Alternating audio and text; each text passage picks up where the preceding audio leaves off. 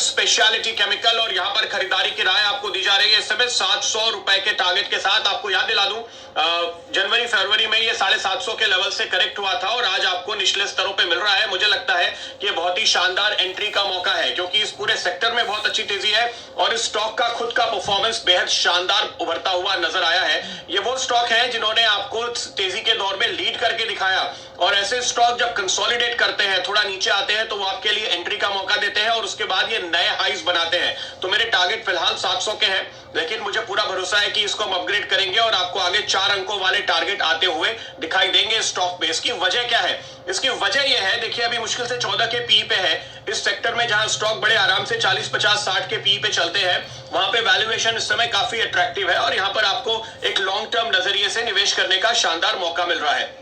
दूसरी बात, ये कंपनी एक बड़े ही इंटरेस्टिंग निश एरिया में है। निश एरिया में होने का मतलब है कि इसका कोई ओपन तौर पे भारत में तो कॉम्पिटिटर है नहीं, दुनिया में कुछ बड़ी कंपनीज के साथ ही कंपीट करते हैं। इनका जो सेगमेंट है उसको कहते हैं फ्लेवर एंड फ्रेग्रेंस। तो फ्लेवर और फ्रेग्रेंस आप समझ सकते हैं, खुशबू और स्वाद आपके खाने पीने की चीजों में, आपके कॉस्मेटिक्स में, इवन पेंट में, पेपर में, ऐसे तमाम कुछ कंपनीज हैं, कुछ ऐसे सेगमेंट हैं जहां पर ये एक्सक्लूसिवली डील करते हैं। और एक तरीके से क्या होता है कि इस तरह के निश मार्केट में जब एक कंपनी बड़ी हो जाती है, अब ये कंपनी 15 साल से इस सेक्टर में है, इन्होंने बड़े नामचीन ब्रांड्स के साथ अपने टाई अप कर लिए हैं। जो रॉ मटेरियल प्रोक्योर करना पड़ता है, जो कुछ जंगलों से आता है, वुड से आता है, तरह तरह के सोर्सेज से आता है, वहां पर आपके रिश्ते बन जाते हैं और वो रिश्ते, वो रिलेशनशिप आपकी बहुत लंबी चलती है। इसलिए एक बार स्टैब्लिश ब्रांड जो होता है उसको कंपीट करना बड़ा मुश्किल होता है उसके सामने किसी और के लिए, इसलिए एक बहुत ही स्ट्रॉन्ग मोट है हम कह सकते हैं।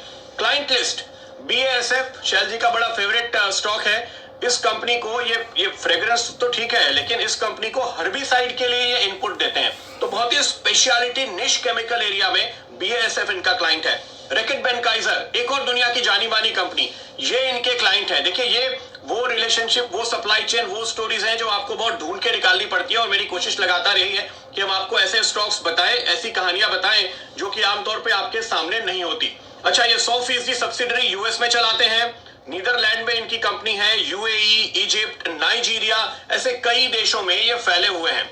एक और इंटरेस्टिंग सेगमेंट जहां पर इनकी पकड़ है वो इन दिनों बहुत मजबूत हो रहा है, उस सेगमेंट का नाम है न्यूट्रास्यूटिकल्स। क्यों?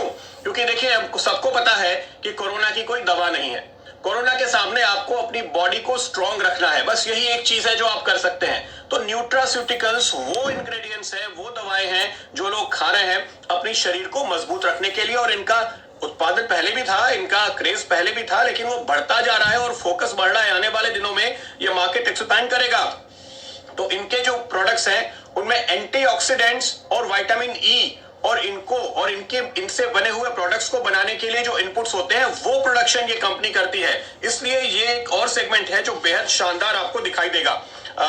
इस पर अपने एक्सपर्ट्स की राय लें, उसके पहले आपको बता दूं 74% प्रोमोटर होल्डिंग है, यानी करीब करीब मैक्सिमम जो प्रोमोटर्स होल्ड कर सकते हैं करते हैं, और इंस्टीट्यूशनल शेयर होल्डर्स में SBI म्यूचुअल फंड जैसे बड़े फंड्स का भी शुमार होता है। तो ये कंपनी अभी भी छोटी है, लेकिन बड़े खिलाड़ियों की पूरी नजर है और प्रोमोटर्स का पूरा भरोसा इस पे बरकरार है। तो यहाँ पर आपको खरीदारी की राय, शुरुआती टारगेट 700 के 750 के हाइस पर पहुंचेगा और उसके ऊपर आपको और रिविजन होते हुए नजर आएंगे, ये पूरी संभावना दिखती है। सातपुते जी, बेहद शानदार ब्रेकआउट मुझे चार्ट पे दिख रहा है, आप क्या कहते हैं?